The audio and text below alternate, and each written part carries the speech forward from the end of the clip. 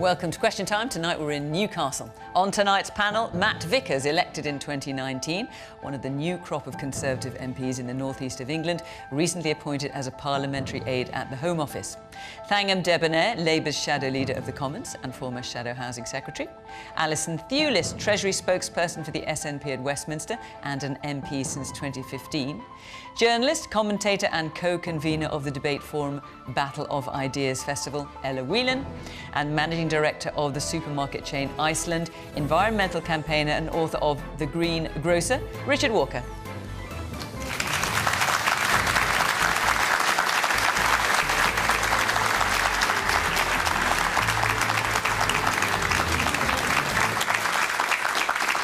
Good evening. Welcome to my panel. Welcome to the audience here in Newcastle. Great to see you. And, of course, welcome to you at home as well. Do join in the conversation on social media in the usual way at BBC Question Time, and we'll see what you've got to say about tonight's topics. And to that end, let's have our first question from Steph Colwell. What picture does it paint to the general public now that two of Boris Johnson's ethics advisers have resigned? Matt, I'm going to start with you. What picture does it paint? I think they both resigned for very different reasons, I think, by all accounts. I don't know the ins and outs of why that resignation occurred. We've seen the statement from Number 10 on it today. There's a suggestion it relates to subsidies on steel. Actually, people in my part of the world will be very happy to hear that there's still subsidies being put in there in efforts to protect British jobs. But actually, I don't know the ins and outs. And, you know, and what picture does it paint, do you think? That's the question Steph's asking. I think, do you know what, we can make an assessment of why somebody's resigned when we know a bit more than I know, and probably a bit more than we all know at this point in time. I mean, he's talked about being put in an impossible and odious position, and that the Prime Minister's behaviour was an affront. And we're going to go with the next question. The next question doesn't relate to I was just going to say. I'm just wondering, with descriptions like that, even if it's not entirely clear, the final thing that made him resign, when he uses words like that, what picture do you think it paints? I think it's very difficult to assess something from what we've seen of that discussion and what it was about. But you know what, if he's out there fighting for British jobs in the steel industry, I think people from our part of the world might be quite happy. Thangam. I mean, the thing is, to lose one ethics advisor is careless, but to lose two smacks of something much more serious, and that's what's really worrying. It's really problematic when an ethics advisor, who is clearly, from the tone of his letter to the Prime Minister, been gritting his teeth for the last few months and hanging on in there and trying to stick with it, when actually we get to the end of this week, when he's had a very tough week, a grilling from a parliamentary committee, and tried really hard to stick with the job because he's clearly a man of principle. But his principles have led him to the belief that he was put, as Fiona said, in an odious and impossible position. That's what he said. Now, he also said that this was the last in several incidents. And I think when you've got a government who is prepared to put their own ethics advisor in such an impossible position, not once, not twice, but several times, that says all you need to know about the leadership at the top of this government. I'm afraid to say I really can't see how Boris Johnson is actually going to recruit another ethics advisor. But oh no, I realised on the train up what he's going to do. He's not going to. He is apparently going to redraw the whole idea of that role, which is quite an extraordinary thing to do. A truly ethical and moral Prime Minister would have nothing to fear from a strong-minded, independent ethics advisor. Steph, you asked the question. What's your view? So, to be clear, the picture that it paints to me is that his behaviours and his words are not to be trusted and are not ethical. OK. Woman here in the front. Matt, I was born and raised within your constituency. I am from the People's Republic of Teesside and went to Bishopsgarth School, you know, all from there. And my family continue to live in that area. Raised under Thatcher's government and everything that came with that. I do not think that there was one person who lives in your constituency that would be glad to see investment in steel over having a completely immoral Prime Minister who does not even know how to lie straight in bed, let alone be able to say that the lies he's saying will bring investment to them for their jobs. I'll come back to that. Woman here in the front, yes. I think that, following on from Partygate, it does beg the question about Boris Johnson's integrity. All right, the man in the suit in the middle there. I would like to make a point that Boris Johnson may have been broken the ministerial code. And what I would like to ask is, does everybody understand what the ministerial code actually is? Because apparently he hasn't broken it, but then apparently he has. And I would just like to bring that in. OK. Well, the Ministerial Code outlines a number of things. For example, that ministers should declare self-interest, that they have to obey the law, that they have to abide by the Nolan principles. I mean, I could go on at length, but there's a whole list of things that the Ministerial Code suggests. And what Lord Geidt has said today is, or in the letter that we've seen, is the idea that a Prime Minister might to any degree be in the business of deliberately breaching his own code, i.e. the Ministerial Code is an affront. I can have no part in this. Richard. Maybe it'll be third time lucky. I don't know. I mean, it is a bit embarrassing. It's far from ideal. However, the reality is they had their vote and he got through it. And I think that the problem is we can't keep endlessly discussing it, you know, whichever side of the debate you're on. The reality is, and hopefully we'll talk about it in more detail, we have a cost of living crisis.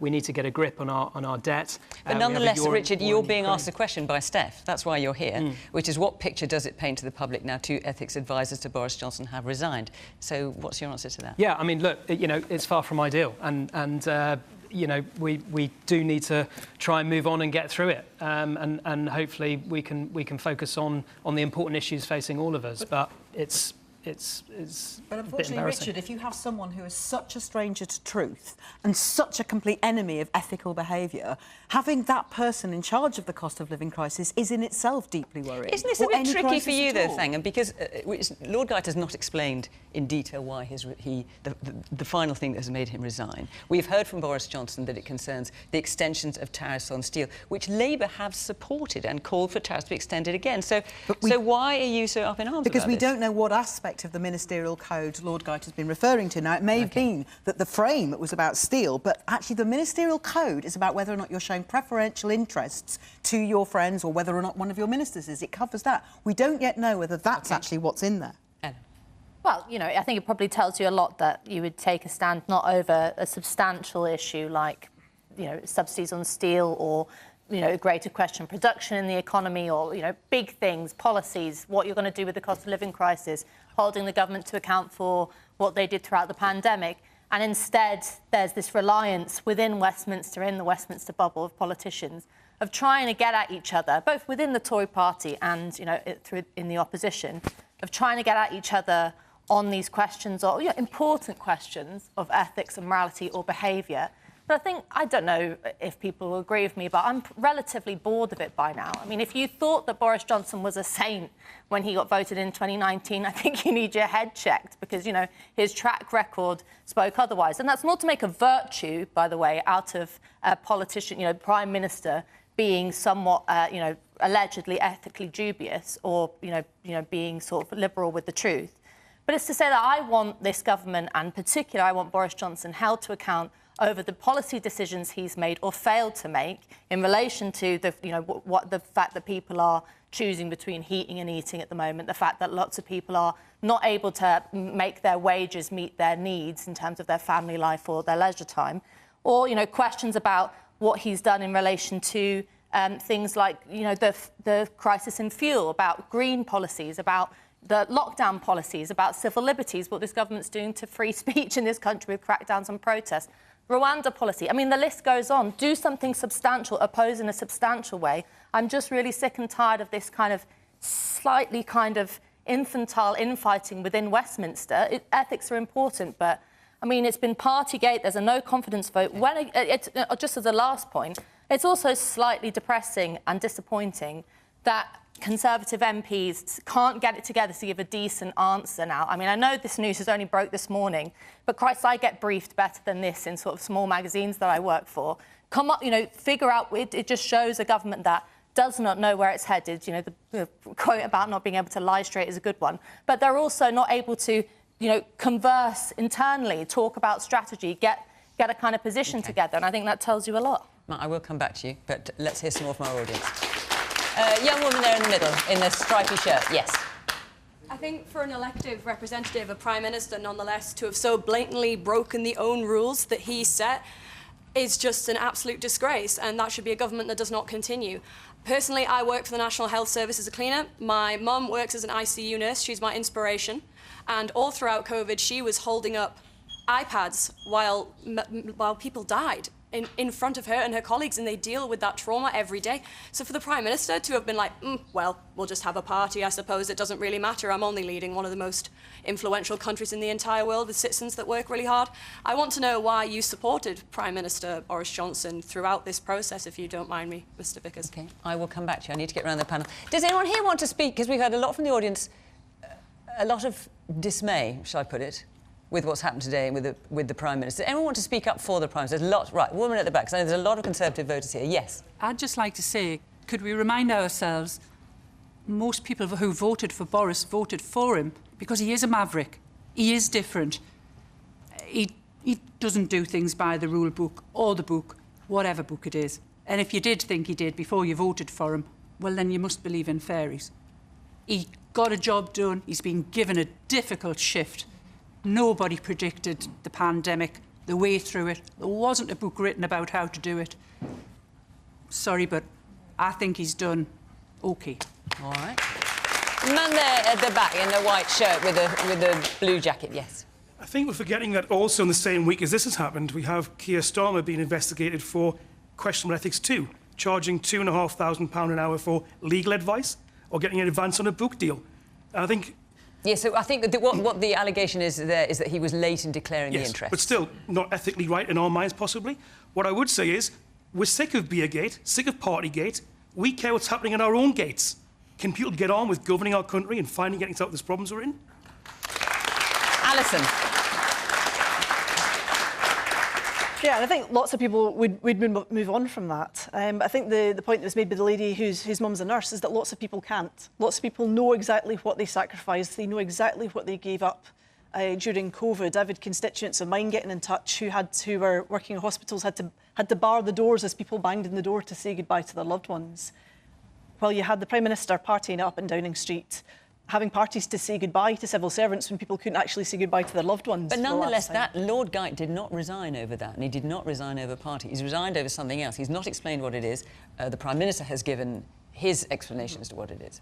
Yes, and there's some suggestion that I saw mentioned on the press earlier on that it's less about the steel industry, more about steel donations that Boris Johnson and his ministers Of course, we don't know that at all. And we won't know, but we will, I'm sure, in due course, find out, because all of these things come out in the wash eventually. But this scandal is just following the government around. It is bogged down in this scandal. It can't move on because people can't move on. And I think the only way for the Conservative Party to do anything about that is to get rid of Boris Johnson, and they failed to do so last week. Man here in the front, a suit and tie. I think the thing with Partygate is it feels like he was in there kind of laughing at us working class people who were just going about. We weren't seeing family. I had my mum going to see my nana through a window in a nursing home. And when she did get to go and see it all masked up and stuff, and he was in there partying up with friends, mixing, no social distancing. And I just think, to be honest, it's a disgrace. Some things are inexcusable, and that is inexcusable. OK. The man here at the front. Hang on, we'll just get a microphone to you. Hang on.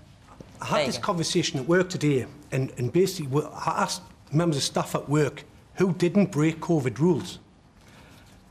And bar none, everybody broke COVID rules in one way, shape or another. The 20 minutes walk went to an hour. Nicola Sturgeon takes a mask off, caught twice, on 2 occasions where a mask off.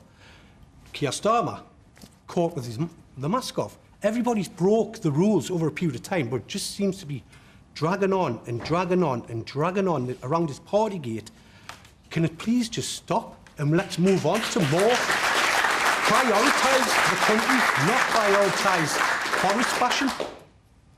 Ella, you want to come? Yeah, I think that's a really important point because, you know, Boris Johnson at this point is, I think, relatively indefensible, not just because he broke the rules, because it was that kind of sense of, you know, politicians decided that they could make up their own minds on what was a sensible level of risk or breaking rules or following rules, and the rest of us plebs couldn't. So we just had to have police chasing us across parks, telling us to go home, and, you know, everything under the sun being illegal. But, you know, moving on from Partygate, which I really agree with you, I think we should do, the question is, which angers you more? Which are you more worried about returning in the future?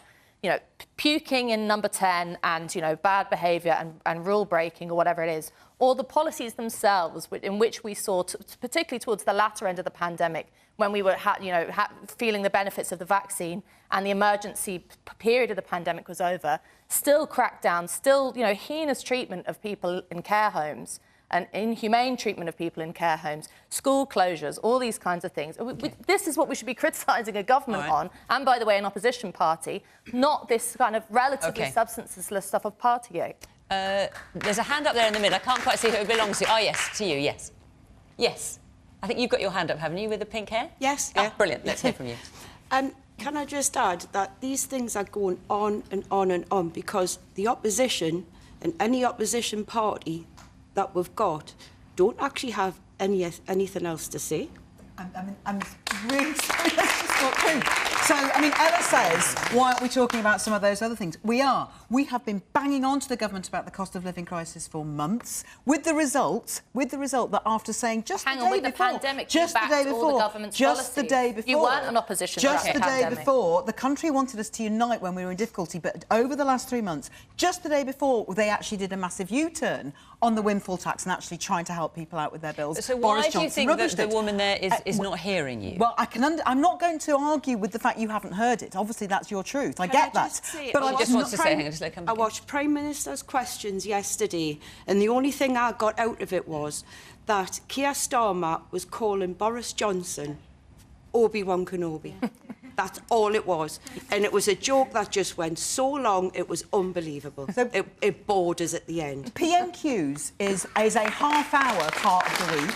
It's a tiny part of what we do. We've been challenging the government on their running down of the health service, of their treatment of education, of their utter lamentable failure on the policy of levelling up. What's your other policies? Do you want me to give you a Labour Party manifesto? Because I can give you a Labour Party political broadcast if Fiona wants us to. I definitely don't want that. But simply, in terms of, I think you've addressed your point. As far as you're concerned, you've got policies, but you're not hearing them. Yes. Matt, I want to bring you back in, because obviously there has been support for the Prime Minister, there has been criticism of the Prime Minister too, and of you for supporting him. Yep, I don't think anybody can box off the hurt that was felt by people during the pandemic. I didn't get into politics to do the pandemic, and actually, we talked about the Labour Party backing us during the pandemic on all the measures. They didn't turn up.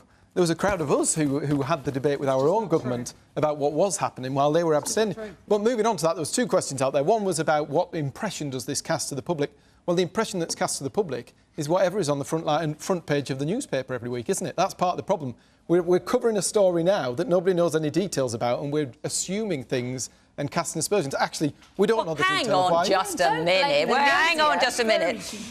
The reason we're covering it is because the Prime Minister's ethics advisor wrote a letter in strong terms, I think that is fair to say, when he describes it as being put in an impossible and odious position.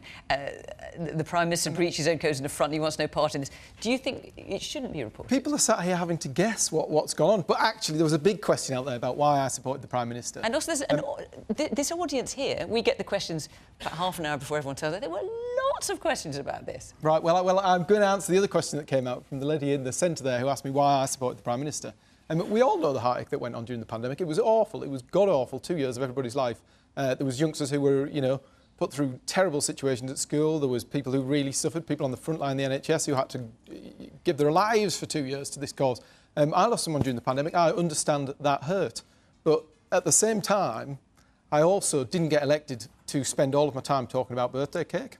And why I backed the Prime Minister, well, you would have us talk about it every week at the MPs. And actually, the reason I backed the Prime Minister is because when I entered politics and was elected in 2019, this country had been tearing itself apart over Brexit for years. He got it done. He moved us on. We then went into a pandemic, one of the toughest cards we could possibly be dealt. We could still be wearing masks now if it were not for the most effective vaccine rollout. The fastest vaccine. Not once, not twice, 3 times. 3 times. We emerged from that pandemic. And thanks to the support that the government gave during that pandemic, when it started, we thought there was going to be mass unemployment. We thought this country would be, with the dogs, absolutely battered and would be mass unemployment. Actually, employment's in a really good place. The economy is in a really good place because of the measures that were put in place. What? And that's why, like you're in a good place? Moreover, hang on. When you say the economy is in a really good... Well, OK, you're doing a whole long list, but when you say the economy is in a really good place, there is a small issue. There is jobs left, right and centre. We had the fastest growing economy in 2007 last year. Pay their bills. That's, I'm sure, People going to come can't, and that's, of course, that's not the government's fault, but you want to take credit for other things which aren't the government's responsibility either. The scientists came up with the vaccine. People here, people across the country can't pay their bills. That's the long and the short of it. We're going to come back to the cost of living. That's the long and the short of it. But on my answer to why I back the Prime Minister, as a Stocktonian, I can tell you about what's come to Stockton. We're doing very well. Jobs from the Treasury in London, up in Darlington, fantastic high-end jobs, opportunities for young people in our area. The UK's first and largest free port, creating 18,000 so everyone's jobs singing on and our dancing in the doorstep. streets. Great jobs. Are they really? So everyone's very grateful for that. So that's nice. I can go on. We've got a big list. Peace and love has broken out here on the panel, as you can see, and we've only been going about 20 minutes. I'm going to take another question, but before I do, just let me tell you where we're going to be next week, which is Stratford-upon-Avon, and the following week we'll be in Inverness. That's on the 30th of June. So if you'd like to come and be part of the audience, go to the Question Time website and you can follow the instructions there and come and be part of the programme. OK, let's take another question now. From Denise Cresham. Is the government's commitment to relocate illegal immigrants to Rwanda going to address the problem of people trafficking? Alison. No, it's not. It's going to cost an absolute fortune and it's not going to help in any way whatsoever. It really is quite abhorrent to take people who have come from war zones from all around the world, who perhaps have come here because they have family here. They want to reunite with the only people perhaps that they know that are still alive. And the government instead wants to put them on a plane and ship them to Rwanda, and they will never get to come back. And I think that is just the most abhorrent thing to do to vulnerable people, the most desperate people in the world. And I cannot believe that the government would go ahead with such an awful plan.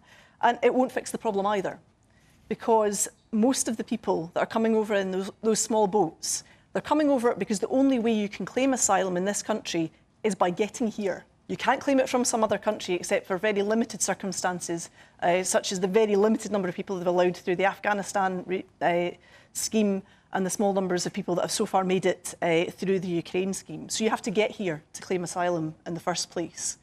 And there is no other mechanism to do that. And the government knows that and does nothing about that.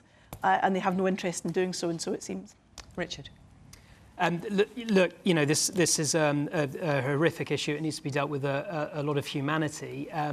I think perhaps my kind of liberal gut instinct was that we shouldn't offshore our problems. But when you take a step back, the businessman in me knows that we've got to break the business model of the people traffickers who are trading on human misery and suffering. And actually, what is inhumane, what is shameless is what's happening today and yesterday and will happen tomorrow, which is allowing people to cross the channel overladen with women and children in unsafe boats, risking that crossing. I don't have any alternative solutions. Be interested to know if anyone else on the panel does. But in the absence of other solutions, I think this is obviously controversial. It's obviously a bold idea. But if it can happen in the numbers that the government are saying, then actually that would break the business model and it would stop something that has been happening for far too long, and we need to get a grip of it. Okay. The man at the back there.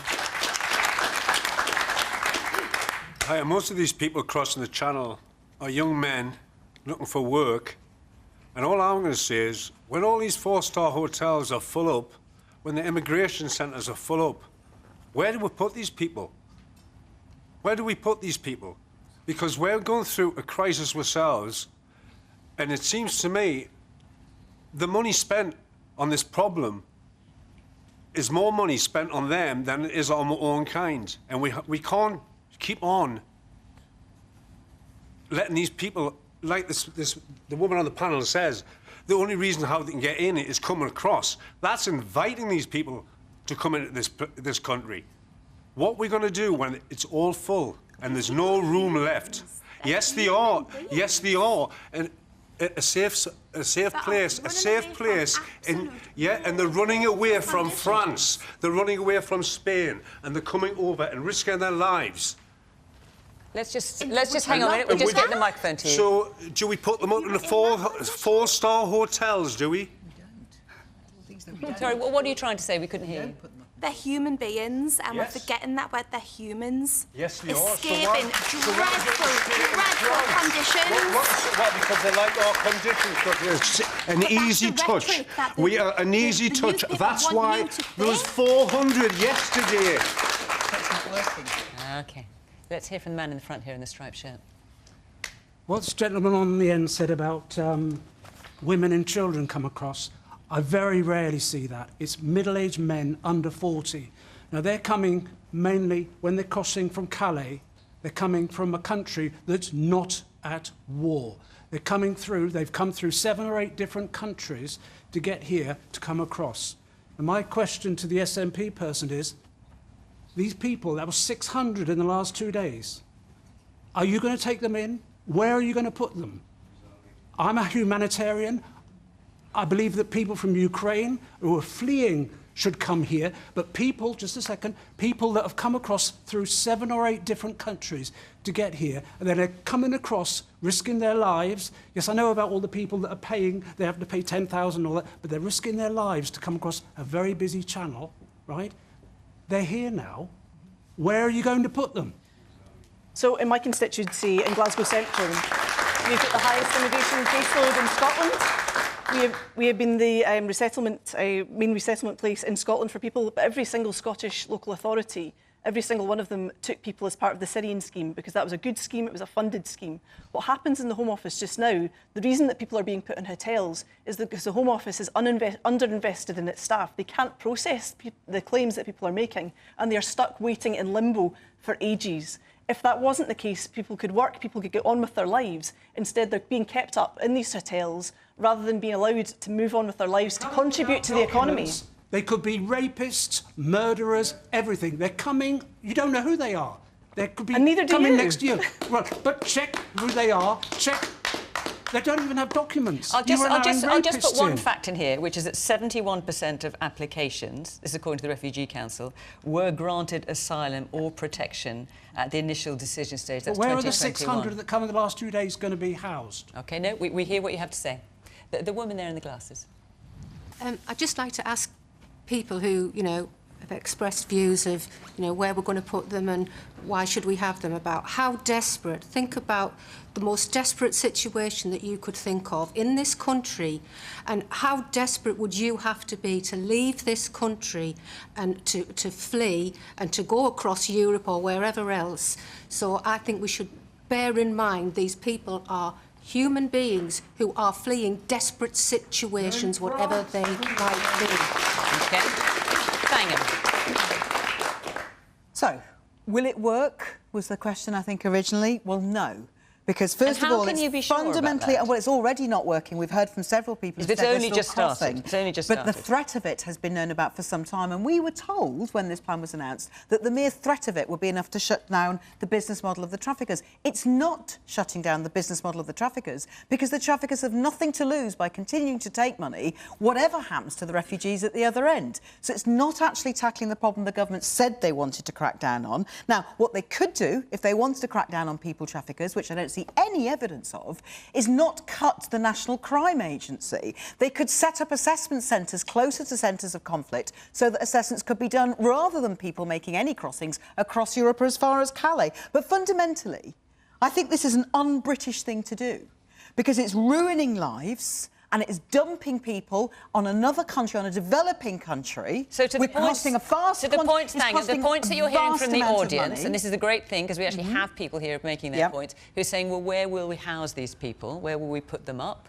How will we find the money to do that? What's your answer to that? Well, we're spending a fortune, by the way, not sending them to Rwanda at the moment. It is costing hundreds and hundreds of thousands of pounds. OK, but that's not answering their question. Because what we're spending on hotels at the moment is because the Home Office is a government department in meltdown. I have people in my constituency who have applied for asylum. They may not be entitled to it, but they're sitting waiting for a decision which is at our own cost because we don't allow them to work. Now, if the Home Office would only get its act together and actually make decisions quicker and fairer, we'd be able to get rid of people who are not entitled to be here, and those who are entitled to be here would be able to get on with their lives and contribute and pay taxes and not be in hotels. But that's not what the question was about. The question was about the Rwanda plan. It's expensive, it's unworkable, and it's fundamentally un-British. OK, the woman there in the glasses, yes, with the blonde hair.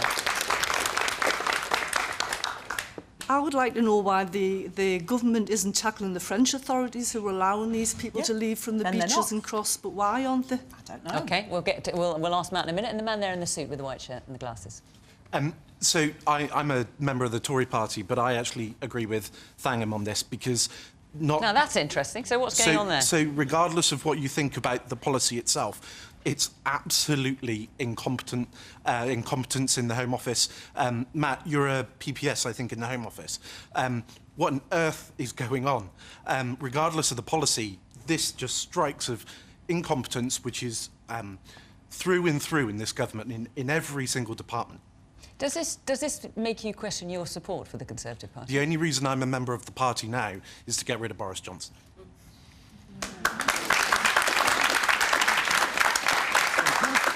I think one of my concerns about this entire debate is that when you take it down to its rawest form, so it's the most heated discussion we just had, and the problem is that people think one side thinks the other side is racist, one thinks is morally superior. Actually, we have a problem. No one here has accused anyone of racism. No, but that's where it gets to. That's where some of this debate gets to. It gets very heated and it goes, we have a problem. There is illegal groups, criminal groups, putting people on boats who are then risking their lives coming to the UK. That is not part of a modern, modern immigration system that we can, praise. We need to solve that problem. It has to be solved. We've been working with the French authorities. We've thrown a lot of money at the problem. We've put a lot of resource into it in France. It doesn't work. We've found a solution. It's not a solution. You haven't got a solution either, though, have you, Thangam? OK, wait, let's let Matt answer, because he hasn't got word. Well, actually, you know what? We made it an offence for these people, these traffickers, whether it's smugglers who bring people across. We made it an offence. The Labour Party wouldn't support that as a thing. They didn't support us giving life sentences to these horrible people smugglers who put people's lives on the line. We need to generate a response. This is a response. It's an effort to deter people from getting in that boat and coming across. And you know what? If we had that, if we had control of what was coming across, then maybe we'd be able to open more safe and legal routes. This country has a very proud history of helping people out when they're in need. 200,000 since 2015 from Syria, from Afghanistan. Do you know this? And what about your fellow Conservative there, who says, what are you doing? The Home Office is in a mess.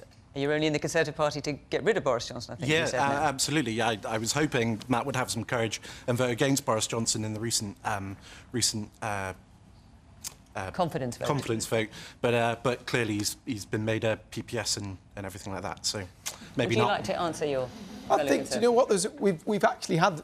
When we talk about this Partygate and Boris and all that sort of thing, we put it in the box. Well, this is talking about Home Office policy here. But we can either talk about Boris and how he might want to be a party member to get rid of him. OK, no, fair enough. Yeah. The reality is that actually we've had the police investigation, we've had the Sue Gray investigation, we've got the privileges investigation. A lot of people now want to start talking about the real issues of the day, and they want to talk about what's been delivered for them. It really is just a matter of time. If it wasn't this, what is it going to be? And it's just an embarrassment, frankly. The Home Office is... Ella, let's bring on the question, which is the government's commitment to relocate illegal immigrants to Rwanda going to address the problem of people trafficking? No, I don't think it is. I think that I was amused by Justin Welby making the headlines for criticising the government, saying, a statement that I actually agreed with, that we were subcontracting out our responsibilities.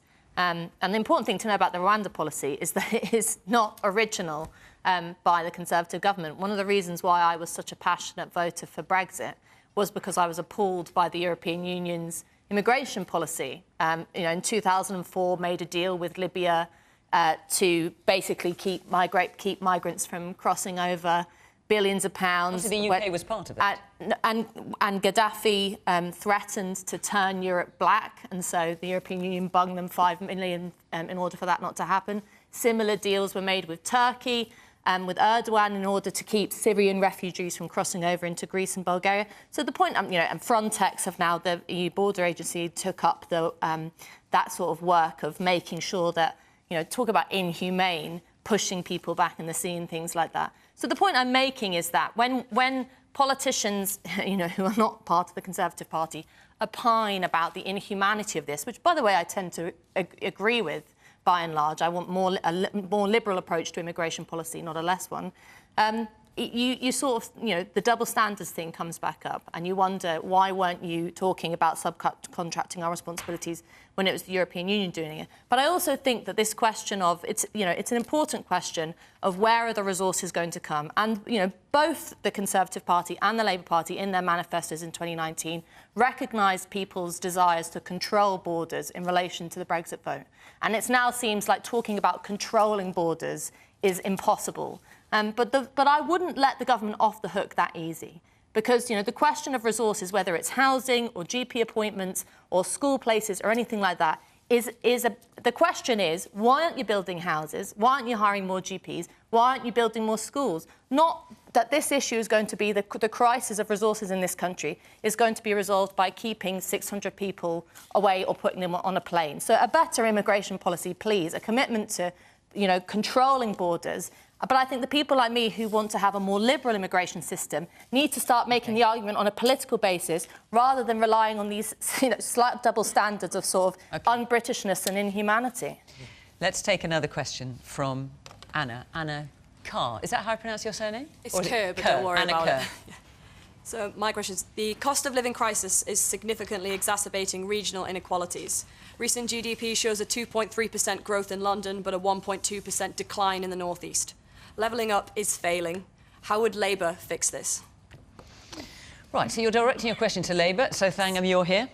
How would you address this? Right, well, first of all, this is a cost of living crisis. You're absolutely right, it is exacerbating regional inequalities. And you say exacerbating, that's because they already existed. And that's because there are parts of the country that, over the last 12 years in particular, the Conservatives have ignored and failed to care about. Now, they're in trouble now because now they're representing some of these seats. They actually have to start to say, oh, we're going to do something for you. Now, I'm afraid to say that the government's levelling up flagship policy as it was in 2019, it's already been shown up to be smoke and mirrors. OK, the question is very deliberately, how would Labour fix this? And I'm just about to tell you. Well, do get on with that. If Labour was in government, what the Tories could be doing instead, and what Labour would do instead, is first of all, we would have an emergency budget. We would start right now, because we are in an emergency. We would make sure that our tax policy worked for small businesses, which have suffered from years of terrible systems of business rates, so they're making people redundant or unable to trade, and that's where lots of people work. We would make sure as well that we had a tax policy that was fair, and so Rachel Reeves, who's our Shadow Chancellor, is reviewing every aspect of tax policy, but we would also make sure that there was investment in the renewable industry, which is going to be one of the great growth sectors of the future, so that those good, skilled, well-paid jobs would be coming to the North East, to South Wales, to parts of Scotland that have suffered as well from being left behind, to the South West, which I'm part of representing, where we have also great regional and in-region inequality. Investing in those jobs that also help us with our climate crisis, as well as with our jobs crisis, which we've got at the moment, in that Matt will probably tell you in a moment we've got record levels of employment. But we all know that we've got gaps in how we're running the country, because there are places where people can't get the jobs that they really want because they haven't got the right skills or they haven't had the right training. And then there are other parts of the supply chain that aren't working because they can't get the employees. Something badly wrong with how the economy is growing. Anna, does that answer your question? Rather failing to grow, I might say. Anna, let me just come back to you quickly before I move around the rest of the audience. Does that answer your question? Yes, it did. Thank you very, very much for that response. And I would now like to direct that response to the Conservative representative. I'm going to sit right back. Marvellous. Marvellous. Sorry, you can't catch a break. Don't do me out of job quite yet. No. Hang on. Let me get round the rest of the audience, because they've also got something to say, and I want to hear that just as much. Yes, the man in front in the red and white top. I think you're very well versed on what you're saying. Keir Starmer must have trained you well, because he rambles on like Ramblin' Sid Rumpole, but we never get a result. He rambles on like what? Ramblin' Sid Rumpole. Okay, that's a new one. He really is the last straw. The last leader of the Labour Party didn't do you any favours. I thought this man was going to be better. Unfortunately, he just rambles on telling stories, and there's no result, there's no solution. when you talk about we're going to get these people back, send them to Rwanda, what is his idea? What can we do with these people? Nobody wants to really write it off. But what you're saying there, it's just going on the way he does. To be quite honest, you don't solve anything. You don't give an alternative. And you're exactly like Keir Starmer. That's the problem with this channel crossing debate. Let me let Thangam have a quick response to that before I move on. I was asked what Labour would do instead to solve the cost of living crisis, and I gave one detailed example. I can give plenty of others. I know Keir to be a fundamentally decent man who's hard-working, who's very bright, and all of the policies that I've already talked about this evening, about investment in renewables, about cracking down on the cost of living crisis, about reforming our tax policy, about making sure that the business rates that small businesses are currently crippled by are fair, and I'm getting nods to my left here, also some reforming the way that business rates work so that those online industries which benefit from tax breaks, frankly, which they shouldn't be benefiting from and are hurting our small high street businesses. There's any number of things which I've just listed you 6. I also listed 3 things that we could do, that the government could do about solving the plan to send people to Rwanda, which is fundamentally unworkable. So I have actually answered with several policies. Richard, let's hear from you, because we're here in Newcastle, and the North East is an important area for you in terms of Iceland. Yes, heartland, definitely. And we have 1,000 stores around the UK, and I travel around it every week. And some of our customers might only have 25 quid a week to spend on food, and they were struggling before the cost of living crisis. It keeps me up at night in terms of how some of our customers are going to cope going forward. So this is a real issue, and you're right, regionally it's more unequal, of course, particularly in the UK. For me, levelling up is not about big, grandiose infrastructure projects like HS2. It's about the politics of the everyday, the ordinary, the cancelled bus routes. Yes, it's about jobs and investment and connectivity, but it's about civic pride and a sense of ownership in the place that you're from. And I see this in the stores that I visit, that lack of pride, civic pride, is declining. So it's about people feeling proud of where they're from as well. And what do you think should be done? I think certainly businesses can do more. We work day and night to try and keep food as affordable as possible, but as you all know, it's going up. But we're trying a lot, freezing £1 lines. We're launching 3 products for 3p this weekend, 15% off for our staff, 10% for over 60s, loads of stuff. But we can do more, and we will not rest until this cost of living crisis is over. In terms of the government, well, actually, I do actually agree with Thangam that if we look at our high streets, it should alarm us all, and this isn't just self-interest arguing for business rate reform.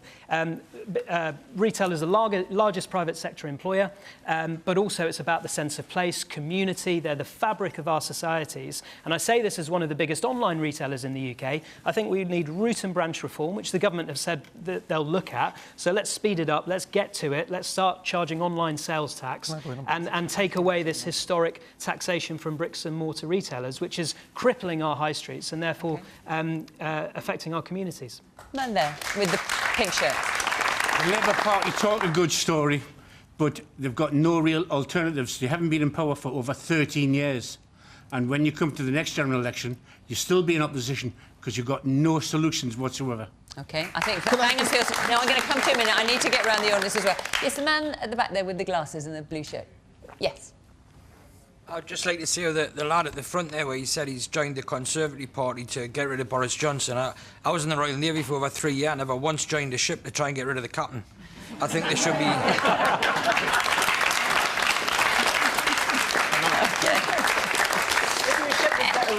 Ella.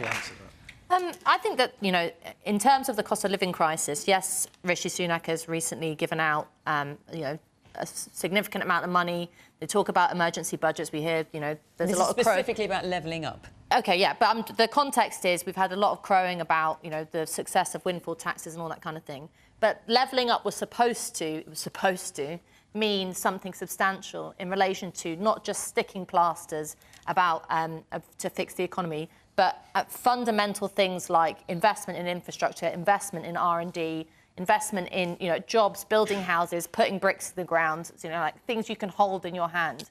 And it's quite clear that the government, yes, they use the pandemic as an excuse, and yes, they use the war in Ukraine as an excuse, and it's always something going on that means that their hands are tied. But it's quite clear that that levelling up agenda has amounted to very little in terms of changes for people's lives in the North East or in other parts of the country, changes in wages. Talk about, the high level of jobs in this country. I mean, everybody knows that the quality of the jobs is the thing that's in question. There's been a lack of secure jobs, the people on 0 hours contracts. All this thing doesn't amount to a wonderful, rosy, fantastic economy. But then you have to ask, the question was about the Labour Party, and you have to ask what an opposition can offer to solve this. And the policies that the Labour Party have, particularly in relation to something like house building, are really not hugely different from a Conservative government. And this is a Conservative government that can't even meet its own targets. And on the key, you have across the country now, coming up next week, and maybe people will be divided on this, working people, labouring people, working class people, going out on strike because they're deciding that there is nothing else that they can do, and they have to show their employers and indeed their government that something has got to give here. And will the Labour Party support that? No. So what can you do? The woman there in the floral top, yes. Hello, yeah, I'd just like to say I'm a volunteer at one of the busiest food banks in the country, Newcastle West End Food Bank. And in recent months, just as a volunteer, I only do 1 shift a week, but I've seen more and more people in full-time employment. Sometimes they're in nurses' uniform coming to collect food parcels. And something is dreadfully wrong when people's full-time wages isn't sufficient for them to be able to afford to live well, to affordably feed their families. I just think it's shocking. It's something fundamentally needs to be done about it. So when people come along who are in full-time employment, you say they're wearing a nurse's uniform and things. Yeah. What are they saying to you? They're actually embarrassed. They're ashamed to be using a food bank. It's often the first-time users. They've never had to do this before. And it's like, but we always say, we don't judge needs most. Take the food that we can give you and use that income you've saved on heating your home, paying your bills, keeping yourself out of debt, whatever it takes, really. So, but, there's a full spectrum of people who access our services, and we provide debt advice as well. And it's just, the numbers are going up. I've seen, even in the time I've been there, I do a shift on a Wednesday morning. We were averaging about 75 households in a 4-hour window period, and it's now up to over 100. Right. And that's in a few short months. So, Matt, as Anna wanted to direct the question to you as well, the cost of living crisis is significantly exacerbating regional inequalities. Recent GDP shows a 2.3% growth in London, but a 1.2% decline in the North East. Levelling up is failing. So, Labour's been asked how they fix it. I've sat here very well behaved and very quiet. But well, that's because everyone has a turn, Matt, in fairness, yes, and now it's yours. So, first thing about business rates. Do you know what Labour's plan is on business rates? They're going to replace them with a commercial property tax. Smells like business rates to me. But actually on business rates, if you are a small business, £110,000 rateable value, your rates this year have been cut by 50%. It's progress. It's a lot more progress than we've had for several decades. Do you agree with that, Richard? Sorry. Were you listening? Do you agree with that? Business rates are a hugely disproportionate cost for us, and they are increasing year on year on year. Okay. More progress this year than ever before, 50%. Yeah, but for smaller businesses, and actually that will help the corner shops and the small businesses, and that's great. But actually, where the vast bulk of the employment is, it doesn't help us, and that's why we need. Actually, whilst I'm at it, how about hang on, I need him to answer the question. A price cap on energy for business as well. Anyway.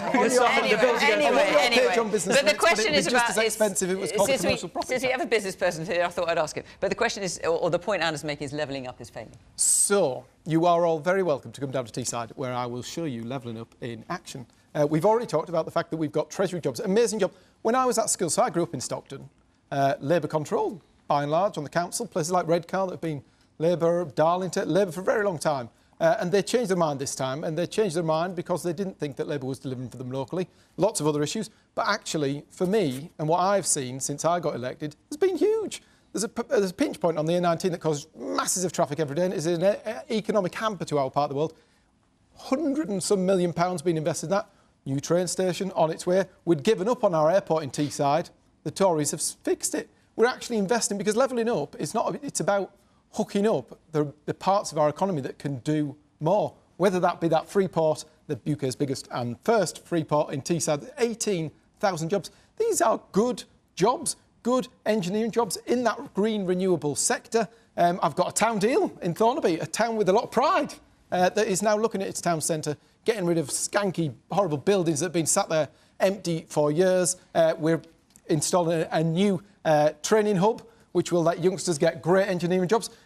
You can come to Teesside and I will personally invite you all to come and look at my new train station, my new training hub for young people who are going to get great jobs. And you can have a look at what we're doing in the High Street. OK, no, we hear you, we hear. I just see that the woman here has put her hand up. So you live in Stockton? I don't live in Stockton anymore, but I was born and raised in Stockton, and my mum still lives there. But Boots on Stockton High Street is just closed down, I think, one of the widest high streets in the country, and you cannot get people other than a charity shop to open on the high street. I'll tell you what.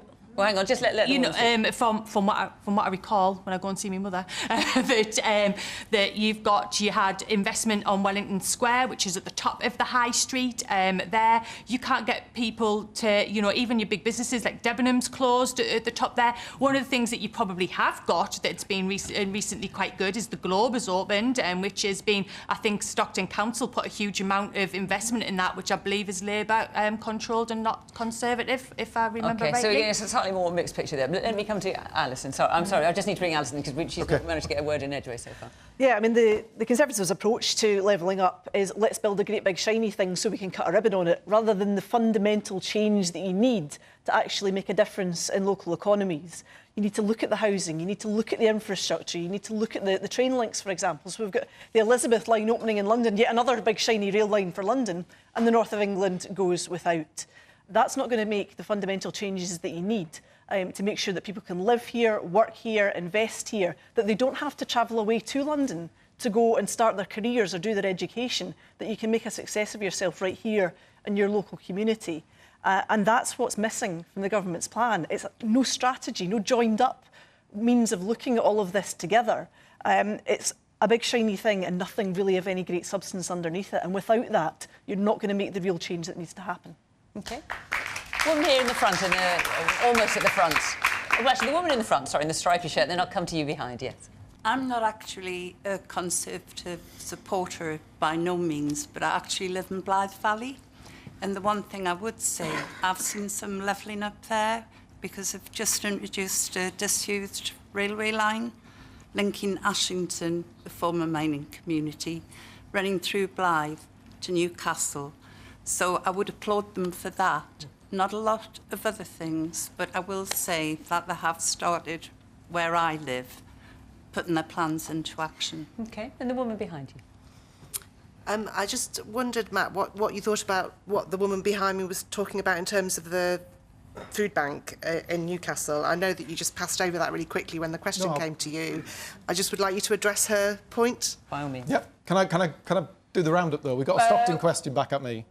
Briefly. So on Stockton High Street... But that as well, please. On Stockton High Street, there's 16.5 million coming there. Hopefully you can persuade your mum to sign a petition that's going to bring a new community diagnostic hospital to Stockton, which I'm campaigning for at the moment. Huge investment in Stockton. The Labour Council had a role in putting Wellington Square together, etc. But 16.5 million of government money.